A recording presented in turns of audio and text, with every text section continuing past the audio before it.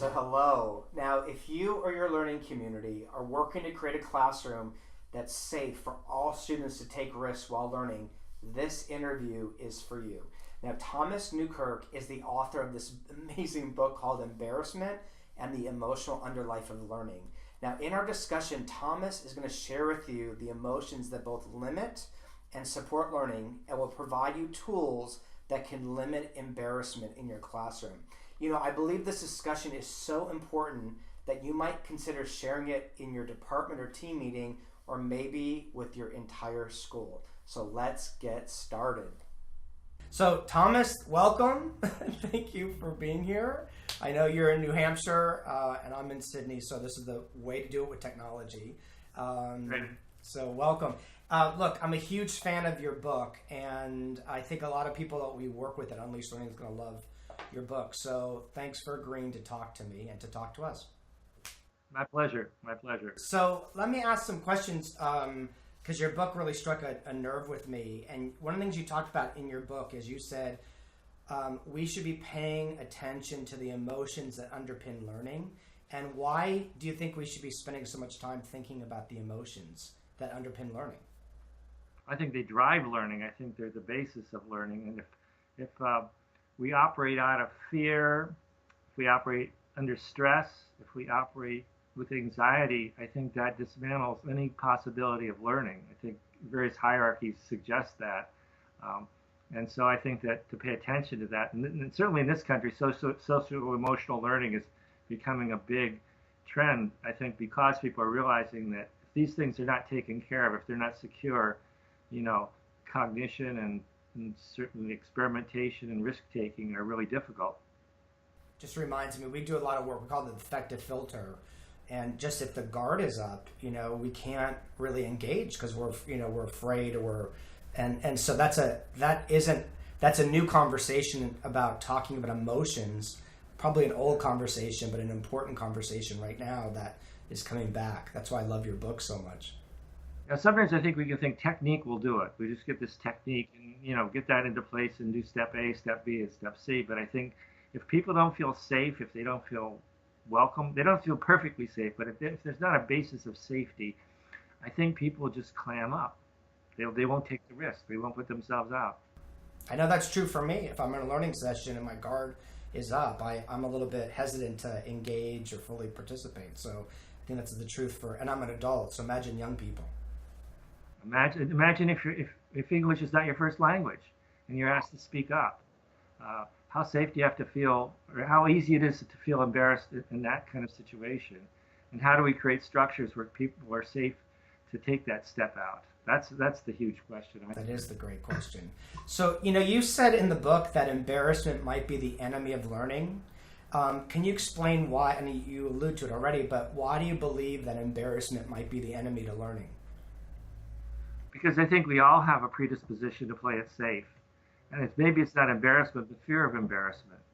So that I think we all are very careful not to risk too much when we put ourselves out there. And so I think when we put ourselves out there and are afraid that what we say, what we do will be inappropriate, we just close down. And I think that when we close down, we don't take that risk. And so you have to have a climate where you can fail publicly, or at least partially fail publicly, you know, so that you approximate something. That's what learning is, right? You approximate, you get close, but there are things you can't do, and somebody has to see that if they're going to get feedback. Like there's all this research now that feedback is critical, but for feedback to happen, you have to put yourself out there. You have to approximate what you're being asked to learn, and then somebody says, okay, you know, this looks good, but you're going to have to work on this, but you're going to have to expose yourself. And if you're afraid of being embarrassed, you're just not going to do it. You're just not going to do it. You're going to hide. You're going to, and I've always had students, you know, who have trouble learning their names, you know, in my classes. It takes me forever because they hide.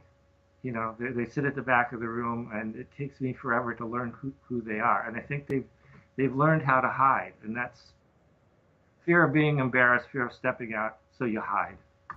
I think the word that stands out for me is that how do we create the climate, and also how often our students are hiding, right? The ways that they do that. I think it's a really great lens to be looking at our classrooms, thinking about who's hiding, who's safe, and what's the climate of the room. So I that's why I adore your book. So you allude, Thomas, in the book about, and you talk about it here, about why we need to learn to fail publicly. So can you talk a little bit about this idea of failing publicly? Well, I think that well, I was thinking like in gym class when I was in YMCA, they would ask us to do things, and they'd ask her volunteer to come up and demonstrate how to do something, some task that these other people would be asked to do then, but you'd be the model. And so you didn't know how to do it. You'd have to come up in front of that gym class and do it, say, with the teacher. And I thought that the person who did that had an advantage because he took that step and he had that extra practice. But you had to do it in front of the gym class. I remember so many times coming out and like do certain kinds of somersaults we had to do in front of the gym class. And sometimes they worked and sometimes they didn't. But feeling confident that you could do that really gave you a tremendous advantage in the people who never took that step. So the person who's willing to read their writing to class, the person who's really willing to take that first stab at their reaction to a character in a book, I think that's a tremendous gift to have that sense of confidence, to be, and maybe you're not going to say it right, but you know you can survive it. And the more times you do it, the more times you realize the world's not going to end if you don't say it well, right? Because one of the things that happens is I think we overestimate the consequences of our failures, even our public failures. I mean, if something doesn't go right, everybody in the room does not carry that memory with them for the rest of their lives. And maybe you don't need to either. Even having the frame of reference that my understanding of failure, what failure even means, the way you're describing that, to know that this might not go well, but people are going to remember for the rest of their lives. I've got a framework. So students probably need frameworks to understand how to fail publicly, or why failure sometimes is a key to success. Absolutely, and if you can process the failure. See, I think one thing you have to do is to translate the failure, because you feel it first emotionally, right? You feel it in your gut, you feel it in the back of your knees, you feel it, in your perspiration. It's like you feel it, and then you have to translate that into something. Okay, what am I going to do about this? I just gave this talk to 100 people and it really didn't go well.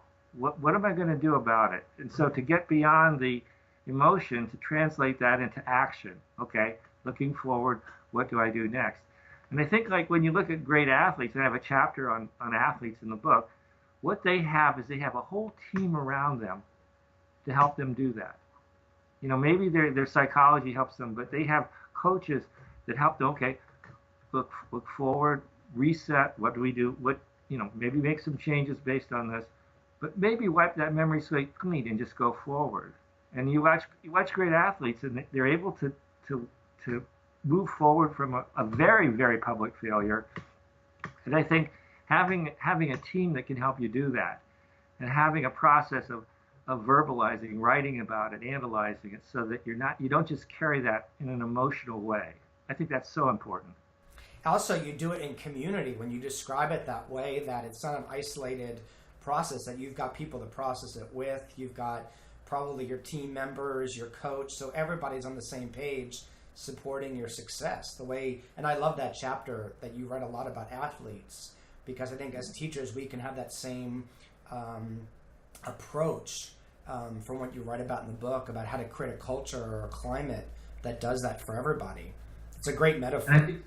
And I think humor, I wish I was going to write a chapter on humor and embarrassment, and maybe that's to be done later, but I think when you can turn it into a funny story, then the pain, and I think when people share stories of embarrassment, or teachers share stories about when their classes just went catastrophically, unbelievably wrong, and, everything you planned, the technology doesn't work, and, the kid throws up, and you're experiencing, you're thinking, oh, I'm a competent teacher, and everything is going wrong. But then you turn it into a story, and then the edge is off. I think humor.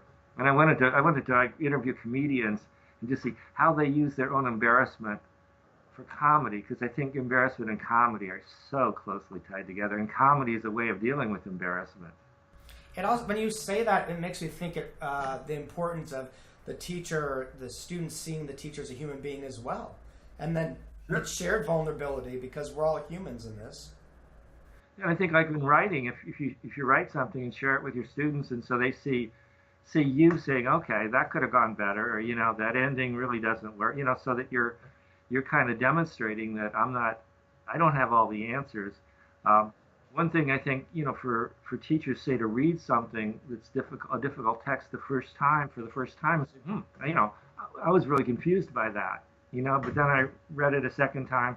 I mean, when do students ever see teachers be confused by something or have a problem? Because really, that's the process of writing or reading. It's like, okay, I was confused by this, I had to work through this, then I thought about this, if that didn't quite make sense, and you have this process of working through something.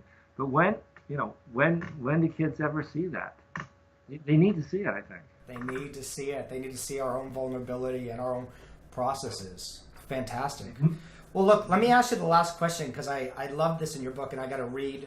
It was on page 186, and you said this. You said, to learn something new, we must be publicly awkward, and there is nothing natural about wanting to be revealed this way. Anxiety is our lot as humans, as learners, and it takes a complex range of supports to deal with it.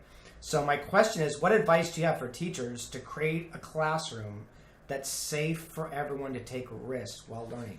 What can we do? I think there's a lot of things to do, but I'm just going to say one, all right? And that's to slow down. Because I think, I don't know how it is in Australia, but we have just increasingly fast-paced classrooms. And I think one of the things that creates stress is speed. The pace of things. And I think if you create spaces where students can speak and then maybe even take a second try at something, and so you feel like you're not rushed. And one of the things, I think I said it in the book, it's been a while, but is that one of the things I think is true of great teachers is they don't appear rushed. And I think when you don't appear rushed, you create a kind of space where people can do things. If you appear rushed, I think, or you are rushed, or you're looking for the next thing, you're not paying attention, and you're not giving time. So that's one thing I would offer up. Makes me think about presence, and it makes when you say that, it makes me think about I've got to be really prepared for each lesson to create those spaces for that to be possible. Yeah. And don't be looking at the next thing, because if you're looking at the next thing, you're not being present to what the kid is saying.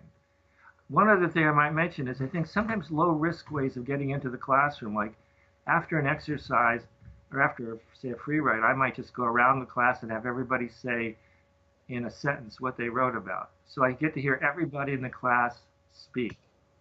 And so you might not be willing to raise their hand or offer to make a full, big contribution, still has a chance to say in a sentence what they wrote. So kind of like low-risk entry points, And I think so that you can enter in, but you don't have to take a big turn. You can take a little turn. But as a teacher, if I hear everybody's voice in a class, I feel like there's been a community. I feel like I've connected.